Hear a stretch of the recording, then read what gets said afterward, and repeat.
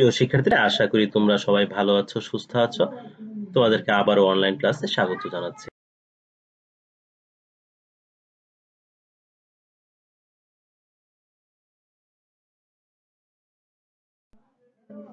উপস্থাপনায় আমি আছি মোহাম্মদ আশিকুল হক, প্রভাষক পদার্থবিদ্যা, শহীদ স্মৃতি সরকারি কলেজ, মুক্তাগাছা, ময়মনসিংহ।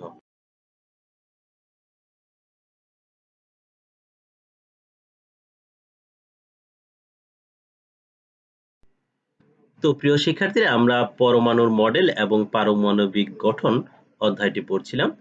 এটি পদার্থবিজ্ঞান দ্বিতীয় পত্র নবম অধ্যায়ে রয়েছে। আমরা তেজস্ক্রিয়তা বিষয়টি জানার চেষ্টা করছিলাম। গত ক্লাসে আমরা তেজস্ক্রিয়তা শুরু করেছি। এই বিষয়টি নিয়ে আমরা জানার চেষ্টা করছি। তো আজকেও তারই ধারাবাহিকতায় তেজস্ক্রিয়তা বিষয় নিয়ে আলোচনা করব। আশা করি তোমরা সাথেই থাকবে। বিজ্ঞানী হেনরি ব্যাকেরেল যখন তেজস্ক্রিয়তা আবিষ্কার করেন, তখন এবং তৎপরবর্তী সময়ে ধারণা ছিল যে তেজস্ক্রিয় পদার্থ থেকে একটি মাত্র বিকিরণী পাওয়া যায়, যেটি ধনাত্মক চার্জ বিশিষ্ট। তো মাদাম কুরি একটি পরীক্ষা করেন, যেখানে লেড ব্লকে কিছু তেজস্ক্রিয় পদার্থ রাখেন এবং সেখান থেকে তেজস্ক্রিয় রশ্মি যখন নির্গমন ঘটে, সেই নির্গমনের পথে একটি ফটোগ্রাফিক প্লেট তিনি রাখেন এবং এই ফটোগ্রাফিক প্লেটের সামনে চৌম্বক ক্ষেত্র প্রয়োগ করেন। এতে দেখা যায় তেজস্ক্রিয় রশ্মির একটি অংশ সোজা চলে যায়, আরেকটি অংশ বাম দিকে চলে যায়, আরেকটি অংশ ডান দিকে চলে যায়। এ থেকে প্রমাণিত হয় তেজস্ক্রিয় রশ্মি থেকে তিন ধরনের রশ্মি নির্গমন ঘটতে পারে। এটি কি জন্য আমরা বুঝতে পারবো যে তিন ধরনের রশ্মি বিকিরণ করতে পারে? কারণ তোমরা তড়িৎ প্রবাহের চৌম্বক ক্রিয়াতে নিশ্চয়ই পড়েছ, যখন চৌম্বক ক্ষেত্রের মধ্য দিয়ে কোনো আধান গতিশীল হয়, তখন ওই আধানের উপর চৌম্বক ক্ষেত্র একটি বল প্রয়োগ করে, অর্থাৎ তার গতিপথকে বিচ্যুত করে দেয়। যেটি সমীকরণ ছিল এরকম, F সমান QVB sin থিটা। তো যখন এই লেড ব্লক থেকে তেজস্ক্রিয় রশ্মির নির্গমন ঘটে এবং সেটি তিনটি অংশে ভাগ হয়ে যায়, সুতরাং বলা যায় নিশ্চয়ই একটি অংশ চার্জবিহীন, অর্থাৎ চার্জ নিরপেক্ষ। সুতরাং যখন চৌম্বক ক্ষেত্রের মধ্য দিয়ে এটি পাস হয়, তখন সেটি কোনো ধরনের বাঁক নেয় না। আবার যেই দুটি অংশ বাঁক নিয়ে চলে যায়, নিশ্চয়ই তাদের চার্জ থাকে, নিশ্চয়ই সেটি চার্জযুক্ত, যে কারণে চৌম্বক ক্ষেত্রের মধ্য দিয়ে যখন চলে যাচ্ছে, তখন স্বাভাবিক গতিপথ পরিবর্তন করে একটি যাচ্ছে বাম দিকে, আরেকটি যাচ্ছে ডান দিকে। এ থেকে প্রমাণিত হয় যে তড়িৎ তেজস্ক্রিয় পদার্থ থেকে যে রশ্মি নির্গমন ঘটে, সেই রশ্মির প্রকৃতি তিন ধরনের। সুতরাং আগে যে ধারণা ছিল যে একটি মাত্র রশ্মি নির্গমন ঘটে, সেটি ভুল প্রমাণিত হয় এবং তিনটি রশ্মির অস্তিত্ব পাওয়া যায়। বিজ্ঞানী রাদারফোর্ড মাদাম কুরির মতো প্রায় একই রকম একটি পরীক্ষা করেন। তিনি একটি লেড ব্লকে কিছু তেজস্ক্রিয় পদার্থ রাখেন এবং তেজস্ক্রিয় পদার্থ থেকে যে তেজস্ক্রিয় রশ্মি নির্গমন হয়, তার পথে একটি ফটোগ্রাফিক প্লেট রাখেন এবং এই ফটোগ্রাফিক প্লেটের সামনে এবং এই রশ্মি নির্গমনের পথে একটি ধনাত্মক আধানে আহিত প্লেট এবং আরেকটি ঋণাত্মক আধানে আহিত প্লেট রাখেন। তো তিনি লক্ষ্য করেন যখন তেজস্ক্রিয় পদার্থ থেকে রশ্মির নির্গমন ঘটে তখন রশ্মির একটি অংশ সোজা চলে যাচ্ছে এবং আরেকটি অংশ ধনাত্মক প্লেটের কাছাকাছি অঞ্চল দিয়ে ফটোগ্রাফিক প্লেটের উপর পড়ছে এবং আরেকটি ঋণাত্মক চার্জযুক্ত প্লেটের কাছাকাছি অঞ্চল দিয়ে ফটোগ্রাফিক প্লেটের উপর পড়ছে। তো যেহেতু ধনাত্মক আধানে আহিত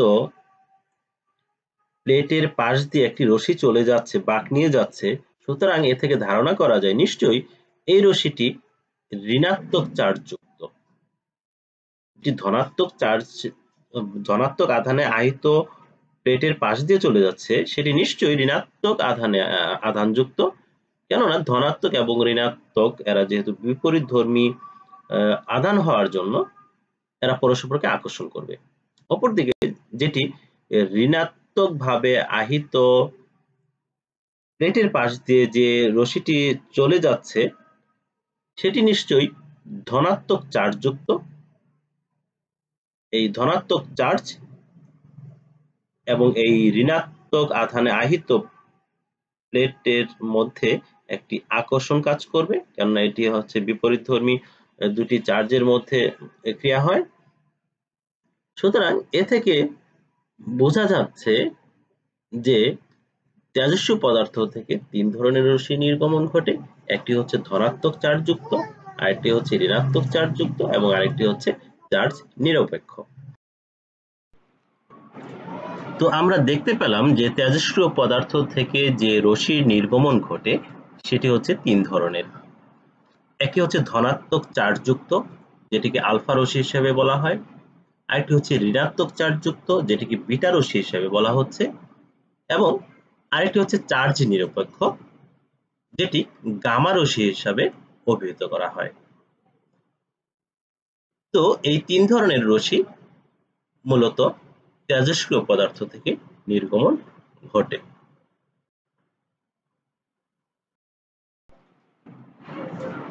তো এখন আমরা আলফা রশ্মি সম্পর্কে জানব। মনে প্রশ্ন জাগে যে কোন মৌলসমূহ আলফা রশ্মি বিকিরণ করে। তোমরা কেমিস্ট্রিতে যে পর্যায় সারণী দেখো সেখানে যে সমস্ত মৌলের পারমাণবিক সংখ্যা 82 এর উপরে, এবং লক্ষ্য করবে এ সমস্ত মৌলের প্রোটন সংখ্যা অনেক বেশি এবং নিউট্রন সংখ্যাও অনেক বেশি। প্রোটন সংখ্যা যেহেতু 82 উপরে, সুতরাং এটি অনেক বেশি হচ্ছে, আবার নিউট্রন সংখ্যাও অনেক বেশি। এ সমস্ত মৌলগুলো মূলত আলফা রশ্মি বিকিরণ করে। যেমন পোলোনিয়াম, এর পারমাণবিক সংখ্যা অর্থাৎ প্রোটন সংখ্যা হচ্ছে 84, ভর সংখ্যা হচ্ছে 218। সুতরাং 218 থেকে 84 বাদ দিলে নিউট্রন সংখ্যা যেটি থাকে সেটি কিন্তু অনেক বেশি। প্রকৃতিগতভাবেই এই পোলোনিয়াম মৌলটি তেজস্ক্রিয় রশ্মি বিকিরণ করে। তেমনি রেডিয়াম, থোরিয়াম, ইউরেনিয়াম এই সমস্ত মৌলগুলো তেজস্ক্রিয় রশ্মি নির্গমন করে এবং সেই রশ্মিটি হবে আলফা রশ্মি। অর্থাৎ 82 এর উপরে যে সমস্ত মৌল থাকবে সেই মৌলগুলো প্রাকৃতিকভাবেই তেজস্ক্রিয় হবে এবং এটি আলফা রশ্মি বিকিরণ করবে।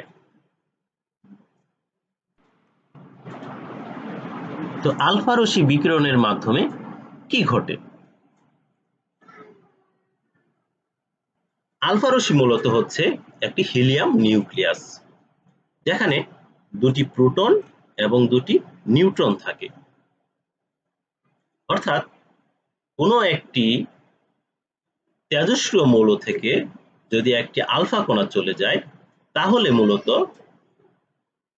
দুটি প্রোটন চলে যাবে এবং দুটি নিউট্রন চলে যাবে। অর্থাৎ ওই তেজস্ক্রিয় মৌলের ভর সংখ্যা 4 কমে যাবে, কারণ ভর সংখ্যা হচ্ছে কি প্রোটন সংখ্যা এবং নিউট্রন সংখ্যা মিলেই কিন্তু হচ্ছে ভর সংখ্যা। সুতরাং একটি আলফা কণা যদি চলে যায় তাহলে তেজস্ক্রিয় মৌলের দুটি প্রোটন সংখ্যা কমে যাবে, দুটি নিউট্রন সংখ্যা কমে যাবে, ফলশ্রুতিতে তেজস্ক্রিয় মৌলের ভর সংখ্যা 4 কমে যাবে। এখানে লক্ষ্য করো পোলোনিয়ামের প্রোটন সংখ্যা হচ্ছে 84 এবং ভর সংখ্যা হচ্ছে 218।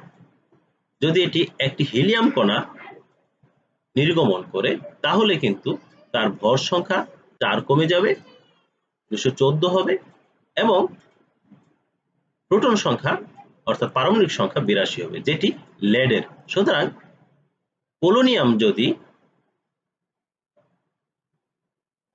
একটি হিলিয়াম কণা নির্গত করে তাহলে সেটি লেডে পরিণত হবে। এখানে আরেকটি বিষয় লক্ষ্য করো, ইউরেনিয়ামের পারমাণবিক সংখ্যা হচ্ছে 92, যার অর্থাৎ প্রোটন সংখ্যা হচ্ছে 92, ভর সংখ্যা হচ্ছে 234। এটি একটি তেজস্ক্রিয় মৌল, এটি আলফা রশ্মির বিকিরণ করবে এবং একটি ইউরেনিয়াম মৌল থেকে যদি একটি হিলিয়াম মৌল অর্থাৎ আলফা কণা যদি চলে যায় তাহলে এখানে কি দেখতে পাবো আমরা? নিশ্চয়ই যে এই মৌলটি আমরা পাবো তার প্রোটন সংখ্যা অর্থাৎ পারমাণবিক সংখ্যা হবে 90 এবং ভর সংখ্যা হবে কত? 230। তাহলে এই মৌলটি কিসে পরিণত হবে? ইউরেনিয়াম আলফা কণা বিকিরণের মাধ্যমে কি তৈরি করবে? নিশ্চয়ই থোরিয়াম, কারণ থোরিয়ামের পারমাণবিক সংখ্যা হচ্ছে 90। তেমনি থোরিয়ামের যদি তেজস্ক্রিয় বিকিরণ ঘটে এবং স্বভাবতই ঘটবে, একটি তেজস্ক্রিয় মৌল থেকে থোরিয়াম থেকে যদি আলফা কণার নির্গমন ঘটে তাহলে আমরা কি দেখতে পাবো? নিশ্চয়ই তার ভর সংখ্যা 4 কমে যাবে, কারণ একটি হিলিয়াম কণা চলে যাওয়ার মানেই হচ্ছে ভর সংখ্যা 4 কমে যাওয়া।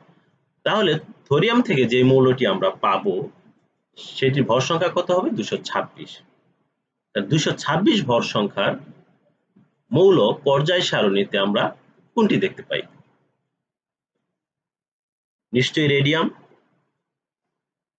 অর্থাৎ থোরিয়াম থেকে রেডিয়াম পাওয়া যাবে।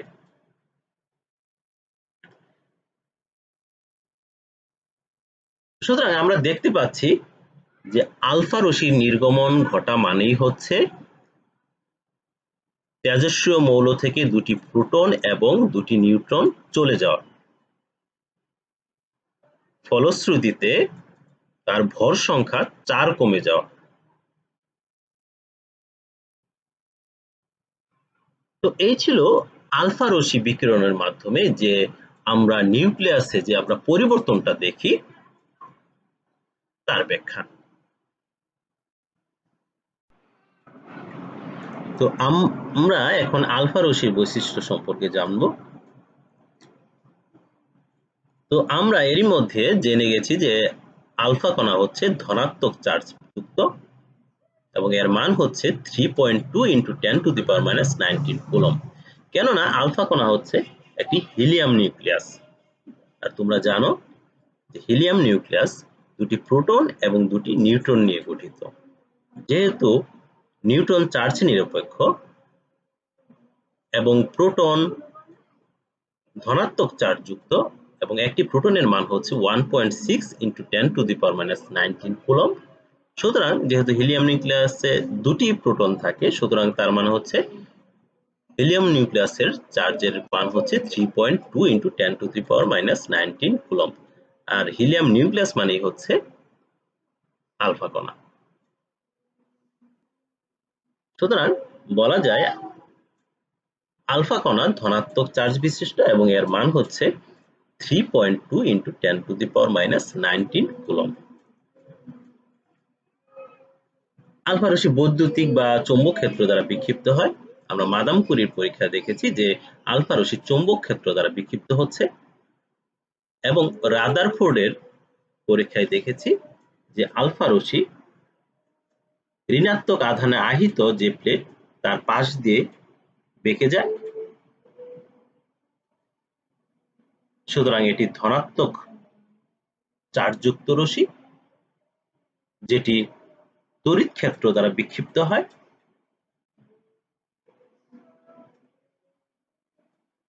আরেকটি বিষয় হচ্ছে আলফা রশ্মির আয়নায়ন ক্ষমতা খুব বেশি।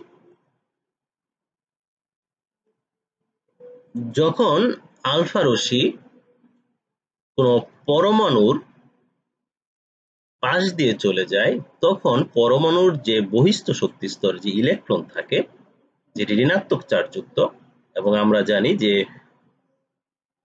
আলফা রশ্মি হচ্ছে ধনাত্মক চার্জযুক্ত, এবং যেটি আলফা কণা হচ্ছে ভারী নিউক্লিয়াস। সুতরাং যখন এই বহিস্থ কক্ষপথের পাশ দিয়ে যায়, তখন ঋণাত্মক চার্জযুক্ত ইলেকট্রনকে সে মুক্ত করে ফেলে, সুতরাং পরমাণুটি আয়নে পরিণত হয়ে যায়। এই আলফা কণার আয়নায়ন ক্ষমতা খুব বেশি, এর ভেদন ক্ষমতা অপেক্ষাকৃত কম। এটি একটি পেপারকে ভেদ করতে পারে, এর থেকে পুরো কোনো পদার্থকে ভেদ করতে পারে না। আর আমরা যদি মানবদেহের কথা বলি, সেক্ষেত্রে মানবদেহের যে মসৃণ ত্বক সেটি ভেদ করতে পারে, কিন্তু মানবদেহের যে মাংসপেশি বা হাড় সেটি ভেদ করতে পারে না। এই ছিল আলফা রশ্মির বৈশিষ্ট্য। তোমাদেরকে এই 4টি বৈশিষ্ট্য ভালোভাবে মনে রাখতে হবে। এটি ধনাত্মক চার্জ বিশিষ্ট, এবং এটি হিলিয়াম নিউক্লিয়াসের সাথে তুলনা করা হয়, যার মান হচ্ছে 3.2 × 10⁻⁻19 কুলম্ব। এটি বৈদ্যুতিক বা চৌম্বক ক্ষেত্র দ্বারা বিক্ষিপ্ত হয়, আয়নন ক্ষমতা খুব বেশি, এবং ভেদন ক্ষমতা অপেক্ষাকৃত কম। আরেকটি সাধারণ বৈশিষ্ট্য রয়েছে যে ফটোগ্রাফিক প্লেটের উপর প্রতিক্রিয়া সৃষ্টি করতে পারে। আমরা রাদারফোর্ডের পরীক্ষাও দেখেছি যে যখন আলফা রশ্মি ফটোগ্রাফিক প্লেটের উপর এসে পড়ে, তখন এখানে একটা আভার সৃষ্টি হয় ফটোগ্রাফিক প্লেটের উপর, এবং মাদাম কুরির পরীক্ষাতেও আমরা দেখেছি যে ফটোগ্রাফিক প্লেটের উপর একটি আভা সৃষ্টি করে। এটি হচ্ছে একটি সাধারণ বৈশিষ্ট্য, তবে তোমাদের এই 4টি বৈশিষ্ট্য তোমাদেরকে ভালোভাবে মনে রাখতে হবে। তো আমি এখন তোমাদেরকে বিজ্ঞানী মাদাম কুরির উপর একটি ভিডিও দেখাবো, তার জীবনীর উপর ভিত্তি করে এটি করা। আশা করি তোমাদের ভালো লাগবে।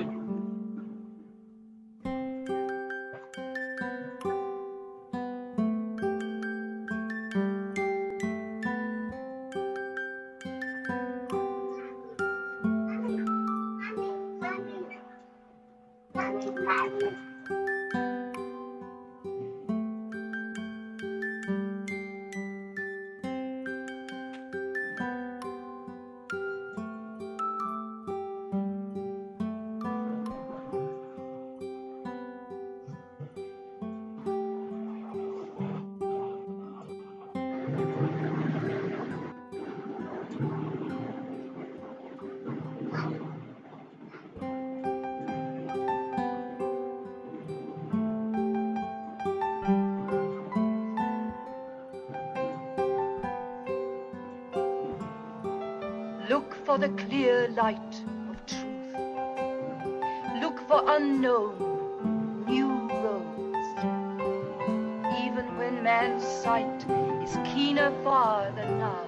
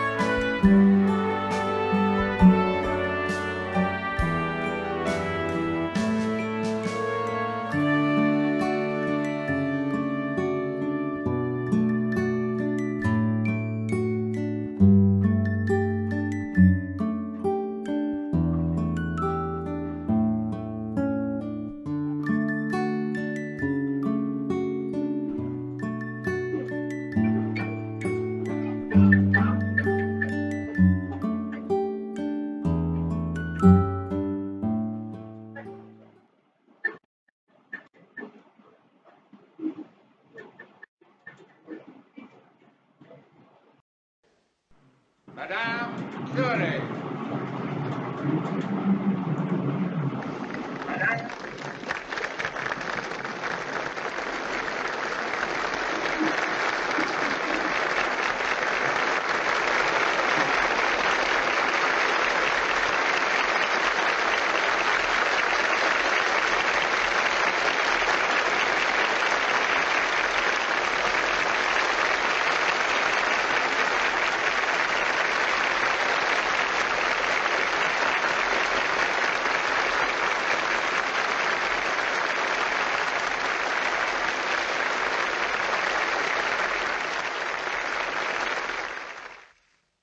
Even now, after 25 years of intensive research, we feel there is a great deal still to be done. We have made many discoveries. Pierre Curie, in the suggestions we have found in his notes and in thoughts he expressed to me, has helped to guide us to them. But no one of us can do much. Yet each of us, perhaps, can catch some gleam of knowledge which, modest and insufficient of itself, may add to man's dream of truth.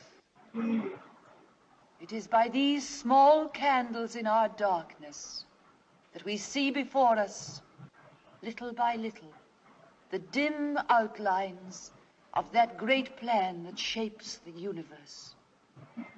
And I am among those who think that for this reason, science has great beauty, and with its great spiritual strength will in time cleanse this world of its evils, its ignorance, its poverty, diseases, wars, and heartaches. Look for the clear light of truth. Look for unknown, new roads. Even when man's sight is keener far than now, divine wonder will never fail him. Every age has its own dreams. Leave then the dreams of yesterday. You take the torch of knowledge and build the palace of the future.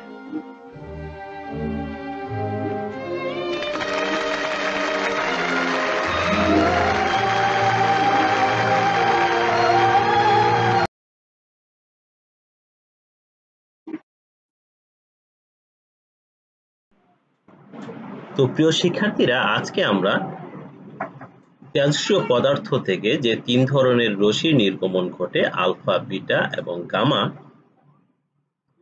সেটি জানলাম এবং alpha রশ্মি সম্পর্কে বিস্তারিত জানলাম। আমরা পরবর্তী পাঠে beta রশ্মির বৈশিষ্ট্য এবং গামা রশ্মির বৈশিষ্ট্য সম্পর্কে বিস্তারিত জানব। তোমরা সবাই ভালো থাকো, সুস্থ থাকো। আমি আজকে এখানেই বিদায় নিচ্ছি। ধন্যবাদ সবাইকে।